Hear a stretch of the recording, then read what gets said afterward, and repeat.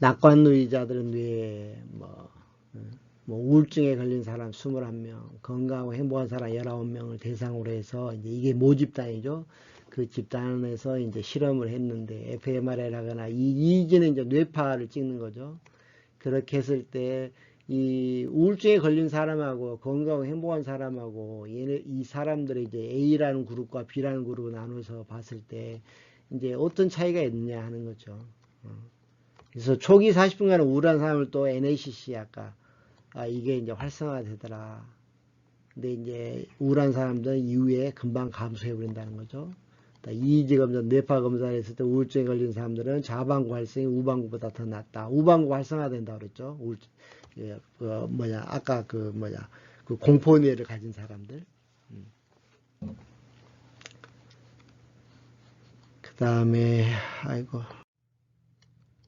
낙관주의자들, 그리고 이제 이 낙관적 편향이라고 하는 것은 우리 인간이 되게 사실 낙관적인 편향을 가지고 있다고 그래요. 그러니까 이제 어떤 그 비관론자들 또는 이제 어떤 그 내향적인 사람들, 그런 사람들의 생각이 사실에 더 가깝다고 그럽니다. 그거랑 상관없이 낙관적인 사람들은 그냥 무조건 잘 되든 못 되든 상관없이 그냥 낙관적인, 내일이면 잘 될 거야. 내년에는 잘 살겠지. 올해까지는 힘들었지만 내년에는 가족들 다 건강하고 뭐 다 잘 되겠지 하는 그런 거, 아무 근거가 없는. 근데 이제 실제로 이제 조사를 해보면 운전자들 95%가 다 자기가 평균보다는 더 잘한다고 이제 그렇게 응답을 한다고 그럽니다. 근데 이제 이런 낙관론적인 생각을 가지는 게 긍정적으로 실제로 작용을 한다고 그래요. 물론 이제 자신감이 있기도 하고 뭔가를 도전하고 시도할 수도 있고 뭐 그런 얘기 하잖아요. 뭐 미인은 뭐 용기 있는 자가 차지한다고. 실패를 하더라도 시도를 해보는 그걸 통해서 이제 성공의 기회가 더 많아지는 이제 뭐 그런 것이겠죠. 이거 보상회로와 고통회로에 대한 건데 이것도 마찬가지인데 뒤에 제가 다른 슬라이드를 만들어 놓은 게 있거든요. 거기서 다시 한번 구체적으로 설명을 드리도록 하겠습니다. 여기서는 이제 보상회로에 대한 건데 보상회로는 앞에서 나왔던 것처럼 이 부분이고요. 그 다음에 이제 고통회로, 그 다음에 이제 보상회로는 이제 여기 오른쪽에 나와 있는 이제 요 부분들입니다. 그래서 이제 각각의 담당하는 부위가 이제 다르기는 하지만, 그리고 보시면 이제 또 한 가지는 어때요? 지금 이제 고통회로는 여기가 지금 이제 뇌 안쪽 단면이죠. 그렇죠? 여기도 안쪽 단면이고, 여기 지금 단면이기 때문에 이게 지금 어느 쪽에 해당돼요? 오른쪽에 해당되는 걸 아마 여러분들 보실 수 있을까요? 그리고 이제 보상회로는 반대로 이제 뇌 좌방구 쪽에 주로 더 활성화되어 있고 그렇게 이제 표기되어 있는 것을 여러분들 보실 수 있을 겁니다. 응급뇌 뭐 시상이 이제 중개수 역할을 한다. 이게 이제 시상인데 요 시상이 사실은 이제 시상보다도 시상의 하부 아래쪽 부분 요 부분이 사실은 이제 더 중요하게 이렇게 알려져 있습니다. 요 시상 부분보다도. 그래서 이제 지금 빨갛게 표기되어 있는 요 부분들이 이제 고통을 담당하는 그런 이제 뇌 부위가 되겠습니다. 뭐 고통이든 그 반대 것이든 편도체는 한장 정서와 감정에 관여를 한다고 그랬죠. 그리고 이제 역시 마찬가지로 이제 전두엽 중에서도 전두엽.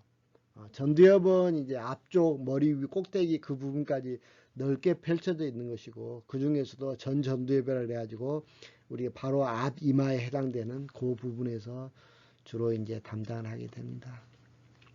뭐 진화적 공포라는 게 폐쇄된 어둠. 우리가 폐쇄된 곳에 가면 두려움, 공포감, 마음이 왠지 편치 않은 그런 걸 느끼죠. 광장에 있다. 뭐 광장 제가 아마도 말씀을 드렸을 것 같은데요. 광장에 있으면 널찍하고 좋잖아요. 근데 우리는 본능적으로 광장에 대한 공포를 가지고 있다. 실제로 이제 공포가 굉장히 커서 광장에 못 가는 그런 사람들도 있습니다. 왜냐하면 이제 광장에 있다는 얘기는 내가 위험에 노출됐다는 거거든요. 어디 숨어가지고 몰래 이렇게 관찰을 해야 되는데 광장에 이렇게 가운데 노출됐다는 것은 굉장히 생존에 위급한 이제 그런 상황이 될 수가 있죠. 뭐 거미나 뱀을 두려워하는 것도 마찬가지고요.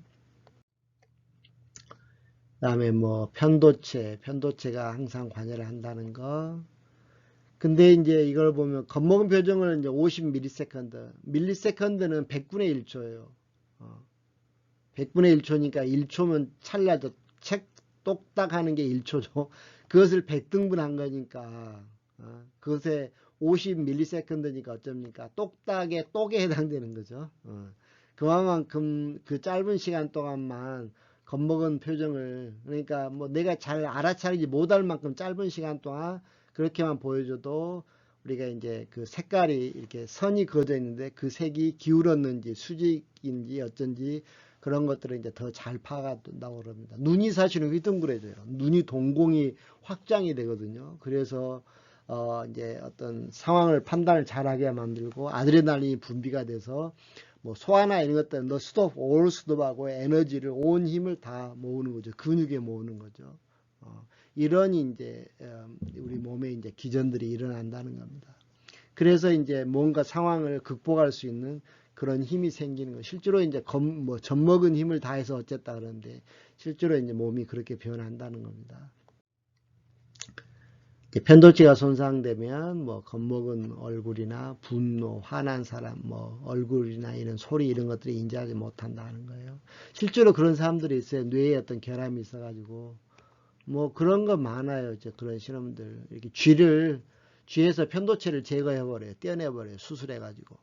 그러면 쥐가 겁대가리가 없이 뱀이 있는 곳에 막 가서 같이 놀자고 하다가 뱀이 바로 잡아먹는 건 아니고 그냥 어정쩡하게 뭔 일은 무슨 시츄에이션이냐 하면서 이렇게 하다가 결국은 시간이 지나면 결국 이제 잡아먹어버리게 되는 그런 이제 비디오들이 많습니다. 정제거리 입법 뭐 이렇게 그 어떤 상황에 대처하는 그런 능력이 더 뛰어나지게 된다는 거죠. 이게 편도체가 제거되면 그런 능력이 또 반대로 떨어진다는 거고요. 그 다음에 이제 공포와 관련해서는 인슐라, 대섬엽, 뇌섬엽이라고 주로 많이 그럽니다만 그 부분도 이제 공포를 관장하는 그런 부분이란 것. 그래서 이제 이 경우도 마찬가지로 전두엽이 결국은 이거를 이제 제어하는 거기 때문에 이 그러니까 이제 우리가 공포를 우리가 이제 스트레스를 많이 받는데 스트레스가 어떤 긴장 상태에서 스트레스를 받죠. 근데 이제 우리는 뭐 옛날 원시인들처럼 뭐 어디 가서 뭐 먹혀서 죽거나 뭐 그럴 정도의 위험은 아니잖아요. 그래서 과도하게 스트레스를 사실 받을 필요가 없는 거예요. 근데 이제 그게 제어가 잘 안 되는 거죠. 그러니까 그때는 이제 전두엽이 잘 다독거려야 되는 거죠. 야, 그게 지금 뭐 일이 좀 밀려있고 뭐 신경이 쓰이긴 하지만 이게 네가 지금 죽을 만큼 그렇게 위급한 상황이 아니야. 라고 이제 그런 이제 제어 역할을 강하게 해주면 스트레스를 어느 정도 제어하는 데 이제 더 도움이 되겠죠. 추쟁 도피 반응 얘도 마찬가지고요. 스트레스 상황이 되면 자율신경계의 교감신경이 활성화된다. 교감신경과 부교감신경 있죠. 근데 이제 급성 스트레스가 되거나 과다하게 각성되게 되면 공격 방어 도피의 경직 반응이 일어난다. 공격을 하거나 또 방어를 하고 도망을 치거나 이렇게 프리즈라고 그래가지고 완전히 얼어붙어 버린 거 있죠. 우리가 너무 기겁을 하면 동작 그만 그 상태가 되어버리는 거죠. 이런 반응들은 본능적으로 일어나는 겁니다. 당연히 이제 뭐 심박수 증가하고 근육에 혈액이 가고 아드레날린 방출이 되고 그렇지만 이제 만성 스트레스에 노출이 되면 심혈관 뇌질환, 식욕 증가 뭐 여러 가지 이제 그런 몸의 부작용이 체내 대사의 균형이 이제 망가져 버리죠. 그러면 이제 뭐 성인병, 대사질환, 별 5만 가지 이제 그런 안 좋은 상황에 이제 노출이 되는 것이죠. 그 다음에 스트레스 상황이 되면 어떻게 된다. 뭐 스트레스와 관련된 뭐 수없이 많은 정보들, 자료들이 있습니다. 이것은 이제 스트레스가 너무 없는 조건보다는 스트레스가 어느 정도 있는 그 조건이 오히려 더 바람직할 수 있다. 그리고 이제 스트레스에 대한 내성도 이 정도에서 상당히 강화되는 그런 경향이 있다. 우리가 이제 뼈가 부러지고 나면 더 붙을 때 이제 더 강하게 이제 붙잖아요. 뭐 이런 일종의 이런 것이죠. 상처가 아물면서 이제 점점 더 강화되는. 이어키스소슨 법칙 아마 이거는 말씀드린 것 같습니다. 중간 정도의 스트레스를 받을 때 우리는 퍼포먼스를 더 잘 낼 수 있다는 거. 스트레스가 아예 없으면 너무 안이해지겠죠. 유동적 지능과 결정적 지능. 이것도 아마 제가 말씀을 드렸을 거예요. 이제 그 유동적 지능이라고 하는 것은 유동적이라고 하는 것은 일생 동안 유지가 안 되고 나이가 들수록 이제 퇴화가 된다는 그런 뜻에서 유동적이라는 거예요. 지능 자체가 뭐 올라갈 수 있거나 뭐 하는 그런 게 아니고 지능이 올라가는 건 없습니다. 떨어지는 것만 남은 거예요. 그래서 이제 이 유동적 지능을 선천적이고 생물학적인 비언어적인 지각적 공간적 그러니까 타고난 이제 본능적인 그런 능력인 것이죠. 신체가 가지고 있는 원초적인 그런 지능입니다. 이게 이제 여러분 나이 되면 이미 이제 극감소를 한다. 그러니까 이제 한 30대쯤만 돼도 기억력이 이제 뚝뚝 떨어지기 시작하는 거죠. 반면에 이제 결정적 지능은 우리가 이제 일생 동안, 평생 동안 중년 이후에도 계속해서 확대시켜 나갈 수 있는 것이다. 평생 학습을 하면서, 이거는 이제 축적된 지능이다. 주로 이제 장기 기억에 저장이 되는데, 뇌 전체, 대뇌 심피질 전체에 골고루 여러 이제 부분에 이제 저장이 되게 됩니다. 그 장기 기억으로요. 이것은 후천적인 거고 축적이 가능한 것이고 경험을 통해서 획득되는 것이다. 특히 이제 언어랄지 문제 해결 능력 이런 것이죠.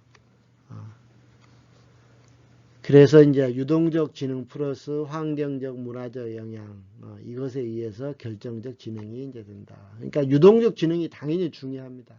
결정적 지능은 뭐 유동적 지능과 상관없냐 전혀 아니고 유동적 지능이 사실은 엄청 중요합니다. 결정적 지능에서도. 근데 이제 그 유동적 지능뿐만이 아니라 살아가면서 환경적으로 문화적으로 내가 얼마만큼 뇌를 많이 썼느냐 학습을 많이 했느냐 그것에 따라서 이제 달라진다 하는 겁니다. 그래서 이제 이 결정적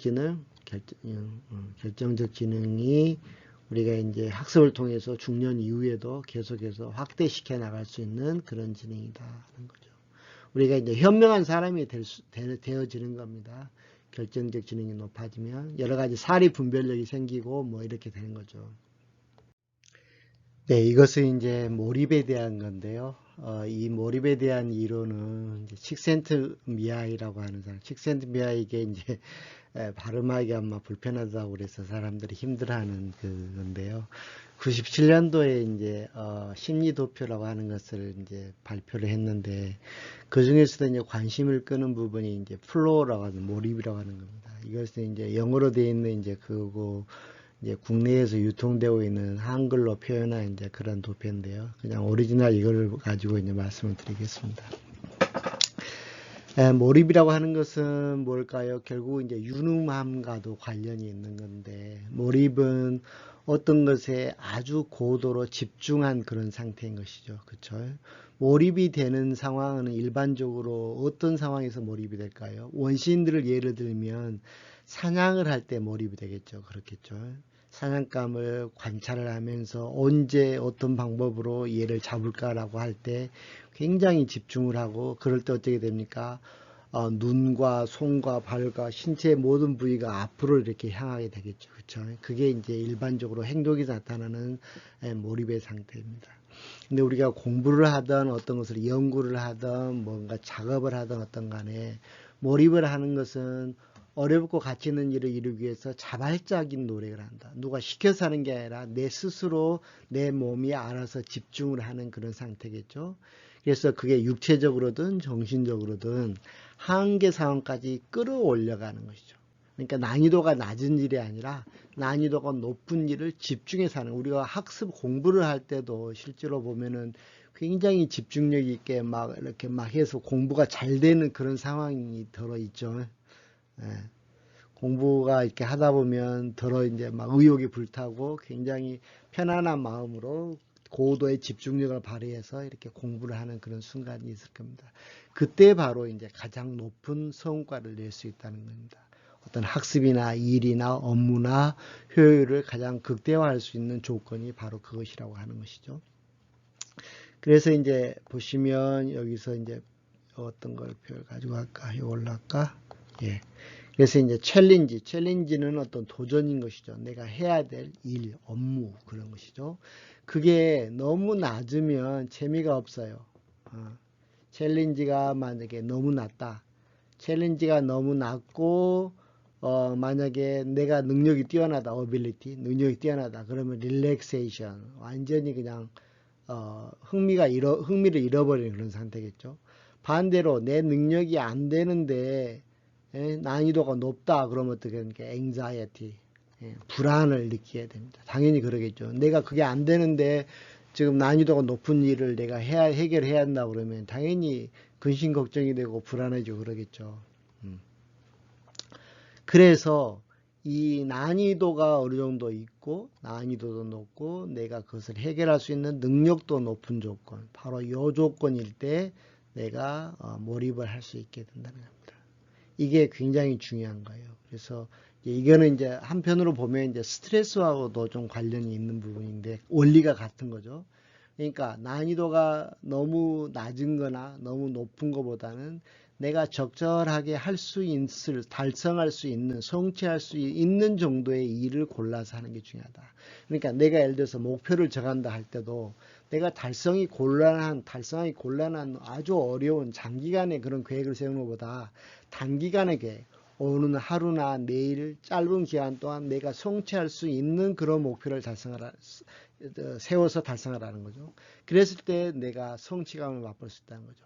그러니까 내가 뭐 5년 후에 10년 후에 어떤 것이 되겠다, 어떤 것을 이루겠다 하는 그런 보다는 오늘 하루 아니면 일주일, 한 달 이내에 내가 어떤 것을 하겠다 하는 그런 목표를 잘게 쪼개서 그 순간순간 매일매일 그 목표를 달성하는 성취감을 맛볼 때 우리는 더 성공의 확률이 더 높아진다는 거죠. 물론 하루하루의 삶 자체도 더 만족감이 높아지겠죠. 그래서 이제 몰입이라고 하는 것은 내가 진짜 잘했을 때, 내가 유능했을 때 비로소 가질 수 있는 그런 경지라고 하는 것이죠. 내가 그것에 대해서 모르거나 재미가 없거나 흥미가 없거나 관심이 없거나 그러면 몰입이 전혀 될 수가 없겠죠. 국내에서 이제 몰입과 관련되는 것을 교육이나 업무와 관련해서 서울대 이제 황농문 교수라고 이제 하는 분이 이제 그런 것을 굉장히 강연도 많이 하고 책도 쓰고 그랬는데요. 그런 몰입의 어떤 방법들, 공부를 하는 데 있어서 당연히 몰입이 돼야 되겠죠. 몰입이 안 되면 학습의 성과가 없으니까요. 그래서 이 스스로를 어떤 몰입 상태로 이끌 수 있는 그런 능력, 자발적으로 그런 능력이 이제 매우 중요할 것 같고, 그렇게 할 수 있다 그러면 내 일에서나 뭐 학습에서나 성과를 낼 수 있겠죠. 자, 그렇고요. 그 다음에 이것은 이제 일본 사람이 한 건데요. 일본 사람들이 참 이런 거를 잘합니다. 잘 만들어요. 어떤 구조화를 시키는 그런 것들을 잘합니다. 원래 이제 대부분의 학문이나 기술이나 이런 것들이 뭐 미국을 비롯한 선진국들에서 전통적인 선진국들에서 주로 이제 개발을 했었고 그 이후에 이제 일본이 따라잡으면서 대개 이제 그것을 응용을 해서 작게 콤팩트하게 구조화를 다시 시켜서 만든 이런 제품들 또 이제 과학 분야에서도 이런 개념들 그래서 이제 뭐 이렇게 일본의 그 노벨 뭐 상도 많이 타고 그랬지 않습니까? 이제 그런 것들을 잘하는 편입니다. 이제 뇌 분야에 있어서 이제 그런 것을 볼 수가 있는데, 이게 이제 뭐 뇌 번지라고 하는 개념을 만들었어요. 그래서 뇌 번지를 8가지 영역으로 나누는데, 이것은 이미 이제 물론 이것을 만든 분은 fMRI 기계를 수천 장, 뭐 만 장 이상을 찍은 그런 이제 경력자입니다. 그 분야의 이제 전문가죠. 물론 이 사람만 한 게 아니라 여러 사람들이 이제 연구하는 사람들이 그런 것에 일반적으로 다 이제 찾을 수 있는 방법이죠. 근데 이제 그것을 하나의 이론으로 체계화를 시켰다는 게 이제 어떻게 보면은 이 사람의 이제 역량이나 능력이라고 볼 수가 있겠죠. 이미 다 알려진 그런 내용입니다. 뇌의 어느 부위에서 어떤 기능을 담당하는지 이런 정보들은 수도 없이 많이 있죠. 근데 이제 그것을 하나의 그림으로 해서 체계적으로 번지를 매겼다라고 하는 이름을 레이블링을 했다고 하는 이제 그런 측면에서 의미를 들을 수 있을 것 같습니다. 그래서 그 8개의 뇌 번지를 이제 보면 첫 번째 이제 사고계, 1번입니다. 사고계. 이게 보시면 여기에 요 부분이 전두엽 부분이죠. 요 부분이 이제 사고계고요. 그 다음에 이제 2번이 감정계. 감정계는 어딘가요? 지금 이제 감정계가 지금 여기 번호가 틀리네. 제가 순서를 제가 지금 바꿔놓다 보니까 그런 것 같습니다. 지금 여기 보시면 이제 4번으로 표기된 요 부분이 이제 감정계입니다. 그러니까 이제 전두엽이 어디냐면 전두엽이 여기서부터 여기까지예요. 여기까지가 통으로 다 전두엽이고 여기는 이제 두정엽에 해당되는 부분입니다. 두정엽. 두정엽에 해당되는 요 부분, 여기가 이제 감정을 담당하는 부분이고 그 다음에 이제 시각계, 이거는 순서에 상관없이 그냥 그림을 보고 설명을 드릴게요. 뒤쪽에는 우리가 이제 시신경이 있고 시각과 관련되는 것을 여기서 처리한다는 걸 알고 계시죠? 눈은 앞쪽에 있는데 이제 시각 정보는 뒤에서 처리한다는 거. 그 다음에 이제 이쪽으로 내려가서 요 밑에가 이제 기억계인데 요 뒤통수입니다. 뒤통수. 물론 이제 시각계도 뒤통수지만 여기가 이제 기억계라고 알려져 있는 것이고 여기가 이제 많은 정보들을 저장하는 것이고 그래서 이제 그런 말이 있습니다. 그 고시 패스한 사람들은 뒤통수가 튀어나왔다고요. 이게 이제 많은 정보들을 저장하고 외우고 하는 그런 능력이 뛰어난 사람들이죠. 아무래도 이제 이 부분의 용적이 크다 그러면 그런 능력이 이제 좀 더 다른 사람보다 나을 수 있는 가능성이 높겠죠. 그 다음에 이제 그 옆에가 이제 이해계입니다. 이해계. 이해계는 이제 베로니카 영역, 요 부분과 관련되는 건데요. 베로니카 이건 앞쪽이구나. 이게 듣는 거, 이게 청각계입니다. 청각계. 그 다음에 이제 맨 전두엽 바로 뒤쪽에 여기가 이제 전달계입니다. 전달계. 이런 식으로 이제 각각의 이제 그런 역할들이 영역별로 로컬리제이션 위치가 정해져 있다는 거예요. 물론 이제 이게 일반적인 거고 예외적으로 돼 있는 사람들도 더러 있기는 하고 또 어느 한 부위의 기능이 깨지게 망가지게 되면 그 부위에 또 다른 기능을 하게 되는 이제 이런 변화들이 있긴 하지만 일반적으로는 이렇게 위치가 정해져 있다는 거죠. 전달계는 이제 다른 게 아니고 이제 대화하거나 소통하는 그런 능력이라는 겁니다. 이게 그냥 되는 게 아니에요. 그래서 이제 우리 중에 사람 중에 이제 어떤 소통 능력이나 말을 잘한다. 대화를 잘한다는 것은 말을 유창하게 하는 게 아니라 상대방의 말을 잘 듣고 나의 표현을 상대방을 설득시키는 그런 능력이 말하는 거죠. 이렇게 이제 위치가 정해졌다는 거예요. 근데 이제 저를 보니까 제 자신을 보니까 의심의 여지 없이 사고계 이 부분은 발달되어 있을 것 같아요. 그래서 파란색으로 제가 표시를 해봤고 그 다음에 이제 보니까 이해계 이 부분도 조금은 좀 이제 뭐 비교적 좀 발달이 돼 있지 않을까 싶은 생각이 듭니다. 이해계가 이제 이 부분이에요. 이게 이제 여기가 베로니카 영역이고 이 부분이 생각이 안 나네. 이것은 이제 그러니까 이제 이 베로니카 영역은 말을 하는 기술이고 여기는 말을 듣는 기술입니다. 그러니까 둘 중에 하나가 망가지면 말을 못하거나 말을 알아듣지 못하거나 그럽니다. 그냥 우리가 말하고 듣고 하는 게 그냥 되는 게 아니라 정확하게 다 뇌에서 기능이 작동이 되기 때문에 가능한 것이라는 거죠. 근데 이제 나머지 부분들은 대체적으로 발달이 잘 안 된 것 같아요. 감정계나 전달계는 좀 뭐 어쩐지 잘 모르겠고. 근데 확실히 이제 기억계, 청각계, 시각계, 운동계 요 부분은 그렇게 썩 다른 사람들에 비해서 친구들이나 이런 이렇게 주변 사람들에 비해서 제가 발달된 것 같지가 않아요. 그렇게 보면은 이제 뇌가 전체 공간이 골고루 이렇게 잘 균형 있게 발달되어 있는 사람이 아무래도 능력이 더 뛰어나겠죠. 무슨 일을 하든지 간에 다양한 일에 대해서 잘할 수 있는 가능성이 높겠죠.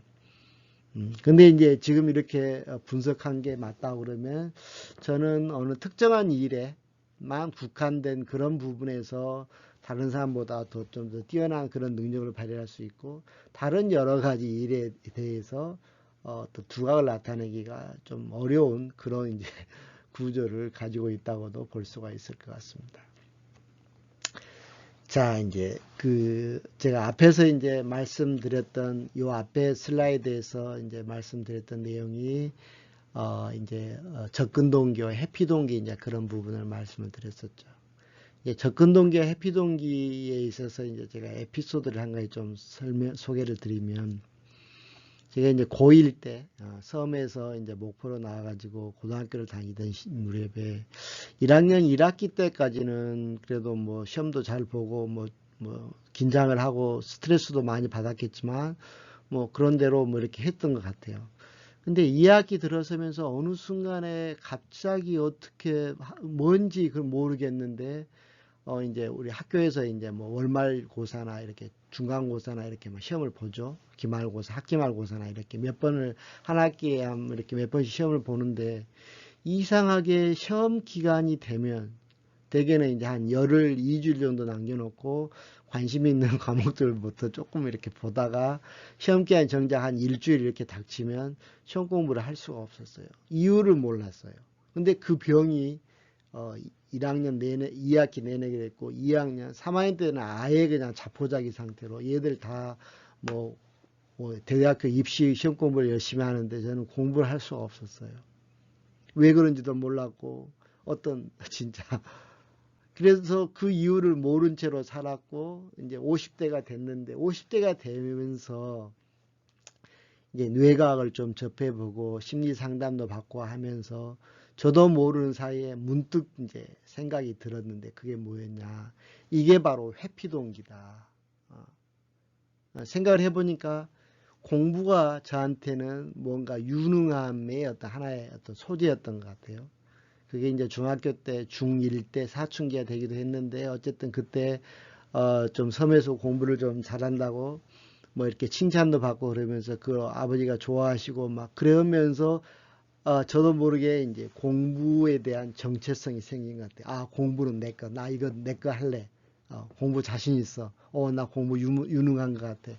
이제 구체적으로 그렇게 생각했던 기억은 전혀 안 나요. 근데 저도 모르게 제 스스로가 그런 어떤 느낌을 가졌던 것 같아요. 그게 바로 이제 유능함의 일종인 것이죠. 그래서 그 공부에 대해서 어떤 그런 일체화를 했던 것 같아요. 그런데 목포에 와서 뭘 하는데 나보다 더 잘하는 애들이 있고 막 이래 버리니까 그 공부가 유능함을 뽐내는 어떤 그런 어떤 대상의 그런 어떤 소재가 아니라 스트레스를 주고 좌절감을 주고 하는 그런 소재로 바뀌어 버렸던 것 같아요. 그래서 그것에 대한 두려움으로 나도 모르게 회피를 했던 거거든요. 그 경우도 이제 미루는 것이죠. 오늘 공부를 해야 되는데 오늘 안 하고 내일이 됐어. 그럼 내일은 하냐? 내일도 안 하는 거죠. 이게 계속 반복이 됐어요. 근데 지금에 와서 생각을 해보니까 그게 일종의 이제 회피 동기였던 거죠. 물론 그것뿐만 아니라 제가 회피하는 게 있어요. 사람을 대하는 거나 어떤 싫은 소리를 해야 되거나 부탁을 해야 되거나 뭔가 사람들과 부딪혀야 되거나 뭔가 이렇게 딜을 해야 되거나 그런 것들을 회피합니다. 그런 어떤 모임이라는 거 있으면 빠져버린 경우도 예전에 사회생활 할 때도 종종 있었었고, 항상 그런 건 아니지만 또 뭔가 이렇게 거절을 해야 되거나 이런 상황들을 힘들어하고, 그 다음에 이제 논문을 쓸 때도 국제학술지에 뭐 쓰거나 그럴 때도 도전을 해서 막 거기서 리젝트 당하면 리젝트 당한 것에 대해서 두려움을 가질 필요가 없고 좀 더 임팩트 팩터가 높은 그런 학술지에다가 투고를 해서 거기 때 리젝트 당하면 또 다른 데다 또 투고를 하고 막 이래야 되는데 실제로 사람들이 그러더라고요. 근데 저는 전혀 그러지를 못하고 안정적으로 딱 정해진 거기에다만 하고, 그런데 그러다 보니까 내가 원하는 수준의 어떤 데이터가 안 나왔을 때는 논문을 못 쓰는 거예요. 안 쓰고 사장해 버리는 게 막 이렇게 있고, 또 연구비 신청을 하는데도 이게 그러고, 자꾸 이렇게 리젝트를 당할 경우가, 예를 들어서 연구비 이제 연구재단 같은 신청을 하더라도 그 과제 채택이 되는 비율이 전체적으로 20%도 안 되거든요. 그러니까 5명 중에 1명만 거기에 이제 선정이 된다는 거예요. 이제 개인으로 치면, 한 사람으로 치면 5번 하면 한 번이 될까 말까 한 거예요. 그러니까 떨어지는 게 다반사잖아요. 그래서 계속 도전하고 더 낮은 데다 도전하고 이렇게 해야 될 거 아닙니까? 근데 이제 그런 어떤 완벽주의를 가지고 있다 보니까 그런 실패에 대한 두려움 이런 것들을 가지고 있는 것 같아요. 지금도 여전히 이제 어떤 제가 회피하거나 피하거나 미루거나 하는 것들이 게을러서 진짜 이렇게 싫은 것 때문에 이런 것도 있지만 많은 부분이 제가 못하는 거, 자신 없는 거. 물론 이제 어렸을 때부터 가치관, 특정 가치관을 갖고 있다 보니까 그와 맞지 않는 거슬리는 뭔가 어떤 고상한 사람으로서 해서는 안 되는 일이라고 생각되는 그런 것들을 당연히 회피하죠, 피하죠. 그래서 여러분들 스스로 생각을 했을 때 그런 어떤 회피의 대상이 뭔지, 내가 무엇을 회피하고 있는지 이런 것들을 잘 한번 생각을 해 보시기를 바랍니다. 그래서 가능하다 그러면 이 8개의 뇌번지를 골고루 발달시킬 수 있는 그런 노력들이 필요한 것이죠. 그래서 내가 정적인 사람이고 운동이나 뭐 막 사람들하고 막 수다 떨고 이런 것을 별로 안 좋아하는 이유는 실제로 내가 못하기 때문이에요. 그래요. 제가 수학이나 물리나 화학을 싫어하는 이유는 제가 물리나 수학이나 화학을 못하기 때문에 싫은 거예요. 그 과목을 공부할 때 재미가 없고 성취감이 안 들고 유능하지 않다고 느끼기 때문에, 누가 가르쳐주지 않았는데도 내 스스로 그렇게 느끼기 때문에 그것을 안 좋아하게 되는 거예요. 그래서 애석하게도 공부를 잘하는 방법은 지금까지 공부를 잘해 왔었어야 된다고 하는 이런 이제 결론이 도달하는 거죠. 그래서 물론 이제 내가 직업을 구하거나 하는 것은 내가 잘할 수 있는 그런 것을 고르는 게 당연히 필요하지만 그 일을 하는 데 있어서 당연히 그와 상반되는 다른 여러 가지의 그런 역량들을 또 필요로 하거든요. 그게 절대적으로 너무 결함이 심하다 그러면 아무리 내가 발달된 부분이 있다 하더라도 그 성능을, 역량을 다 발휘하는 게 이제 지장을 초래하게 되겠죠. 그래서 내가 할 수만 있다 그러면 가능하면 뇌의 모든 부위를 다 골고루 발전시키고자 하는 그런 노력들. 이미 중년 노년이 되면 아예 하려고 해도 잘 안 되죠. 그래도 아직은 여러분들은 젊으니까 그런 의도적인 그런 노력들을 해보시기 바랍니다. 그래서 소리를 듣는 것에 내가 좀 취약성을 가지고 있다. 그럼 의도적으로 소리를 듣고 막 하는 이런 활동들, 그게 음악이 됐든 뭐 자연의 소리가 됐든 이런 것들을 더 신경 써서 해보고, 내가 눈이 시력이 안 좋은 것도 있을 수 있고 또 뭔가 이렇게 사람을 잘 구분 못하는 이런 것들 있잖아요. 뭐 번호판이나 지도나 막 이런 것들을 잘 분간을 잘 못하는 이런 것도 있죠. 이것은 이제 물론 기억과도 관련이 있고 시각을 처리하는, 시각을 인지하는, 시각 정보를 인지하는 그런 게 감도가 떨어져서 그럴 수도 있거든요. 이런 것들을 의도적으로 내가 별도로 이렇게 체험 활동을, 그런 활동들을 해보는 것도 도움이 되지 않을까 싶습니다. 이해계 같은 경우는 이제 대표적으로 우리가 독서를 많이 한다든지 사고력을 키우는 이런 것들이 필요하겠죠. 뭐 사고계는 우리가 평소에 생각이 없는 사람, 전두엽이 꺼져 있는 사람, 그거는 그냥 루틴하게밖에 생활을 못하게 되는 거예요. 그래서 나의 의식을 고양시키고 내가 깨어있는 상태로 좀 더 많은 시간을 보낼 수 있는 그런 노력들을 끊임없이 이제 해야 된다는 거죠. 내가 감정이 메말라 있다 그러면 감정을 풍부하게 할 수 있는 그런 예술 활동이나 또는 뭐 이런 영화가 됐든 뭐가 됐든 이런 것을 자꾸 노출시키고 내 스스로가 왜냐하면 이제 우리가 우울증에 걸리거나 이게 뭐죠, 치매에 걸리거나 이런 것들이 감정이 없어지는 것하고 밀접하게 관련이 있습니다. 이해되시죠? 치매에 걸리면 감정이 없어져요. 이게 이제 결국은 뇌의 이제 가장 중요한 기능 중에 하나거든요. 물론 감정이 풍부한 사람일수록 더 인생의 행복하고 만족감이 높을 수밖에 없고요. 그래서 우리가 온전하게 건전한 건강한 행복한 만족스러운 삶을 살기 위해서는 이 8개의 영역의 이런 기능들이 다 필요하다는 거예요. 물론 그 중에 약한 부분도 있고 강한 부분도 있겠죠. 그래서 강한 부분을 점점 더 발전시키고 나의 직업으로 발전시키는 것은 필요하되 그 약한 부분들도 너무 약해지지 않도록 젊었을 때 방어를 잘 해야만 좋다는 거죠. 꼭 이 점을 여러분들이 염두에 두시고 살아가면서 의도적인 그런 노력들을 한번 해보시기를 권해드립니다. 네, 오늘 또 수고하셨습니다. 이만 마치겠습니다. 이것은 이제 두뇌 콤플렉스를 개선한